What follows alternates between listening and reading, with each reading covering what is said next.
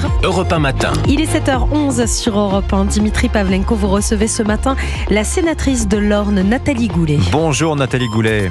Bonjour. Bienvenue sur Europe 1, la vedette du moment. Et chez vous, dans votre département de l'Orne, Nathalie Goulet, en Normandie, il s'agit de Mohamed Amra, le narcotrafiquant incarcéré au centre pénitentiaire d'Alençon, Condé-sur-Sarthe. Il y était transféré par hélicoptère qui s'est posé dans l'enceinte même de la prison pour davantage de sécurité. Ça en dit long quand même de la peur qu'il inspire, selon vous, aux autorités, ce Mohamed Amra, Nathalie Goulet. Écoutez, je crois que ces actes en sont la preuve. Enfin, c'est évidemment un individu extrêmement dangereux et qui l'a malheureusement prouvé. Parlez-nous un petit peu de cet établissement de Condé-sur-Sarthe. Je crois que vous l'avez récemment visité. C'est le top du top, dit-on, en matière de sécurité pénitentiaire. Absolument. Le ministre Darmanin est venu il y a quelques jours, visiter, puisqu'il avait un choix à faire entre différents établissements pour isoler ces narcotrafiquants.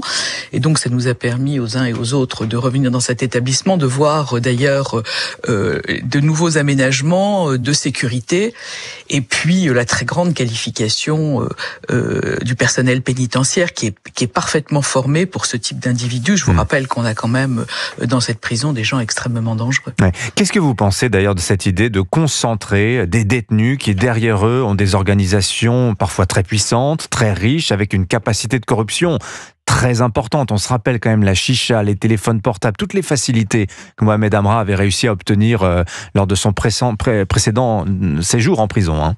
Oui, alors là, je pense que ce sera pas du tout possible. Le personnel pénitentiaire est formé avec une mobilité telle qu'il n'y a pas d'accoutumance. Je veux dire, il n'y a pas de liens qui peuvent se créer.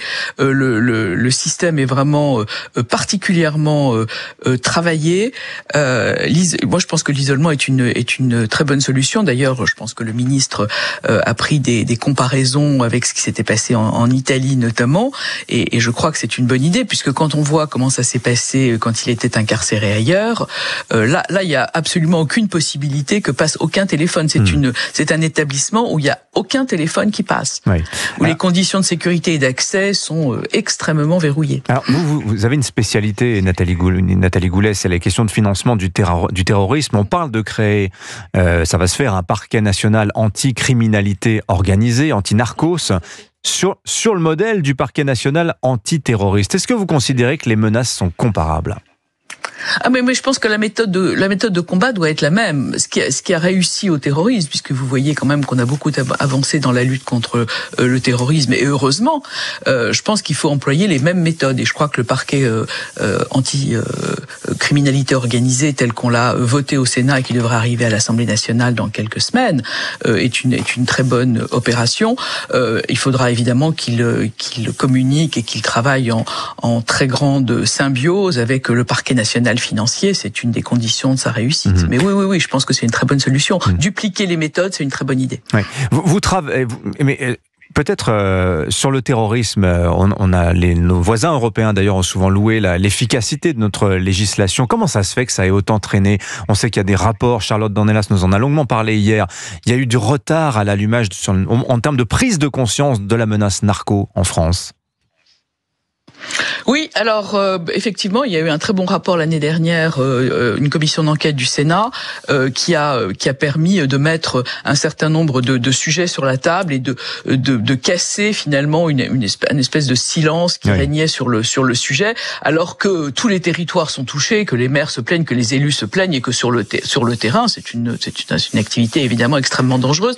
Donc vous avez eu là l'excellence du travail parlementaire, une très bonne commission d'enquête, suivie d'une proposition de loi votée à l'unanimité au Sénat la semaine dernière, avec de nouvelles mesures pour les élus, des nouvelles mesures judiciaires, et puis des nouvelles mesures pour nos forces de police, le renseignement, et plus de contrôle des financements. Donc je pense que là, on a fait un excellent travail. Vous êtes une spécialiste de l'argent du terrorisme. Vous avez d'ailleurs écrit un livre dont vous venez de publier une mise à jour qui s'appelle tout simplement « L'argent du terrorisme » aux éditions du Cherche Midi. Très directement, Nathalie Goulet, est-ce que l'argent des narcos français finance le terrorisme ? Mais l'argent est international. C'est de l'argent qui vient, la drogue vient d'Amérique du Sud, elle passe par différents schémas, et puis elle arrive évidemment en France. Je veux dire, il n'y a pas de souveraineté nationale sur les trafics de drogue. C'est éminemment international. Et donc oui, elle peut financer le terrorisme, bien sûr, mais la drogue est vraiment un sujet majeur. Mais on a des dossiers en France d'attentats terroristes financés par l'argent du narcobanditisme français ? Alors, en l'identifiant uniquement avec le narco, je peux pas vous dire avec exactitude, mais si vous voulez, cette criminalité a de différentes phases. Elle peut être de la criminalité liée au narco, elle va être de la criminalité qui touchera aussi le trafic d'armes, éventuellement du trafic de migrants. Si vous voulez, ce sont des gens qui sont pluridisciplinaires. Donc vous pouvez avoir évidemment, mais vous avez beaucoup d'attentats et de mouvements criminels et terroristes qui sont financés avec la drogue. On parle d'ailleurs du narco-djihad.